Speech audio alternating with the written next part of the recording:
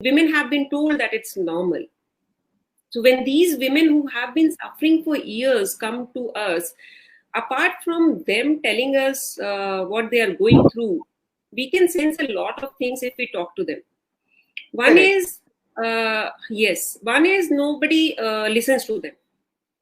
This is the main complaint, that doctor, I tell them that I have pain, but nobody believes me. And Absolutely. from childhood, they were told that it is normal and women have pain. My mother had, my grandmother had. So I would say women are not meant to suffer. So if Correct. she's saying there is something, so there is something is there physically. And if Mm. we don't pay attention to them, I think it is affecting them mentally as well, which is Correct. affecting their relationships, which is affecting their family life, where they can't pay proper attention to their children's education. They can't play with their children if they have that pelvic pain. They have problems with their sexual life and marital life also. So these are the most common problems which we are facing. And then they feel dejected, and they don't feel happy about it. And slowly, I think it builds up and leads to a different kind of a person they are. This they don't tell us actually. They come to gynecologists and they tell us about the physical issues only, but we can sense them that there is something wrong.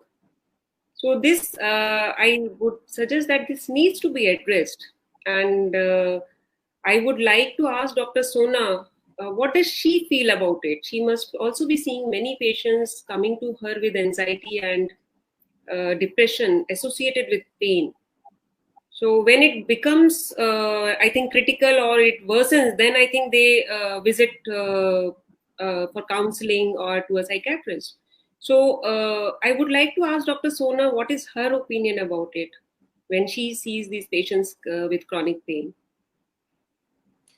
To me, you've given a very nice understanding that when patients come to us, and this is in generally in the medical profession, that when patients come to us with symptoms like chronic pain or pain, I mean, we are always looking for some anatomical, physiological, some problem in the body, and we're just trained to look for that. And most often there would be a problem, like you just said, there could be actually endometriosis, there could be something which is pathological, which needs attention. But oftentimes, what we don't know is that sometimes the symptoms are because of anxiety.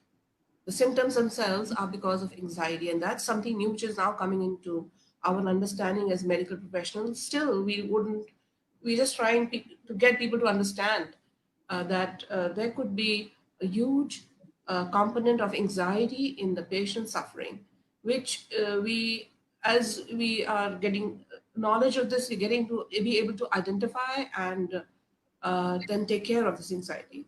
So the good news is, since most of these symptoms are because of anxiety, there's hope that there is treatment available.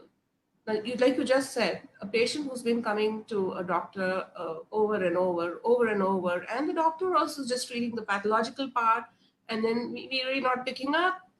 Many times we don't know, we haven't got this information. The patient just gets disappointed, they get depressed. Other than that, they lose so many days of their productivity. Other than that, they have the family looking at their mother, the kids look at the sick mother all the time, and it really cripples their life. And obviously, they don't feel fulfilled and, as powerful as they should. And then it's obviously going to lead to depression and also a sense of hopelessness. They've been to so many doctors again and again and again, and then eventually people just tell them, you just have to live with this. This happened to my grandmom, this happened to my aunt. Just tell them, okay, you just have to live with this. You're just going to understand that you're going to have less productive days than other people, you're going to suffer a little bit. But then what, like I said, we're missing is the component of anxiety. Now let's try and understand anxiety. So suppose we have an interaction with someone, and something about that interaction annoys us. We don't like it, and then we look at them and say, that's like, exasperation. And what happens is that we are giving a signal that our body is now getting tense. And so what we notice is that there's a sign, and that's a sign that something is getting triggered, and what's getting triggered is anxiety. And the question would be, why would you get anxious if you're annoyed at someone? And the answer is that when we are in close relationships, we we are fearful of our reactions. We are fearful of how we might express our real reactions. So, in as a child grew up and they grew up with their parents, in children who may not have a very secure attachment may find that it's not very easy for them to express their emotions to the caregivers because it makes the caregivers very anxious. And then they just learn to get hide their emotions, and in turn they just get anxious. And this anxiety, as I said, when we sigh, it just shows that it's following a particular pathway of discharge.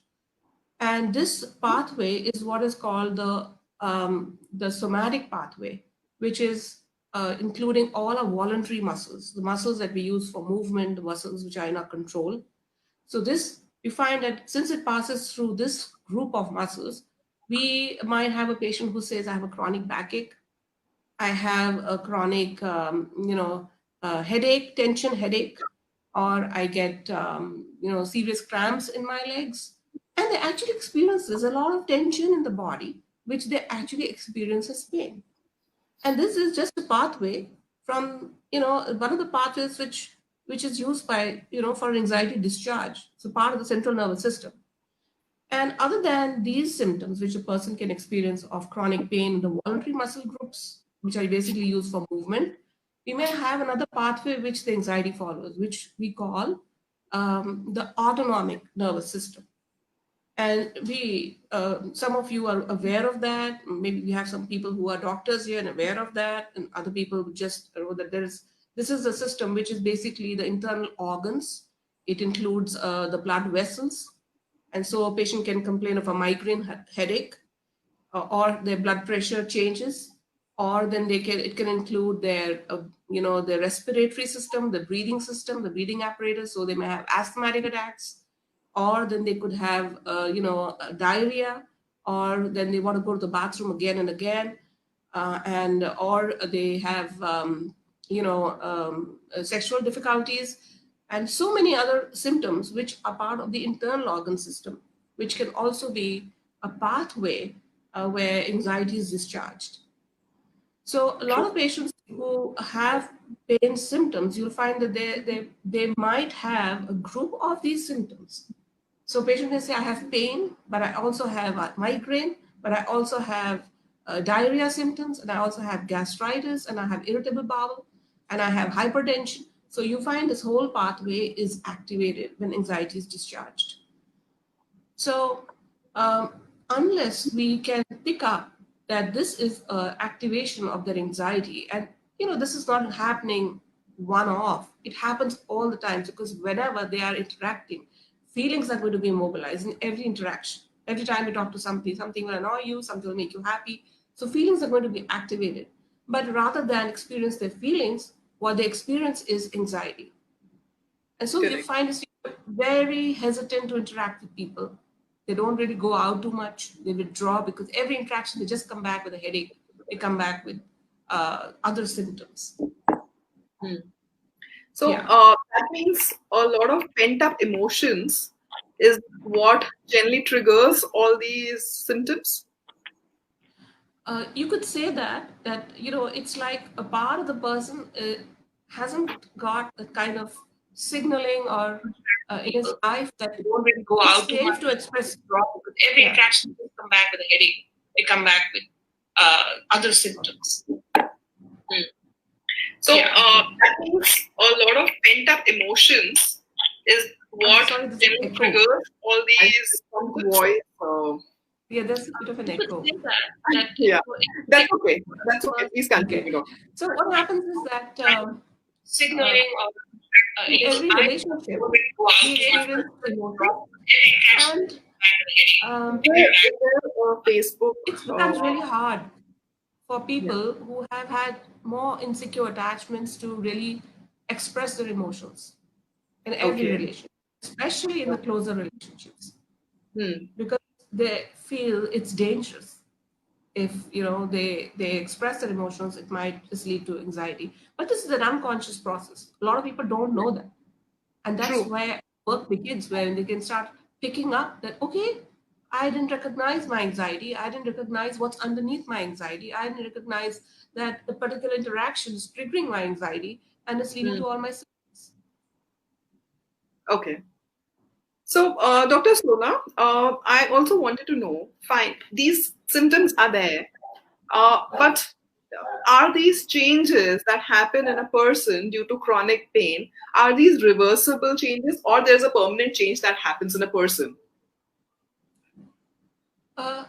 The good news is, since we now recognize that these are anxiety symptoms and we know anxiety is treatable, of course, you could treat it with medication or you could use other modalities, but we know that at some level it's the anxiety which is a problem.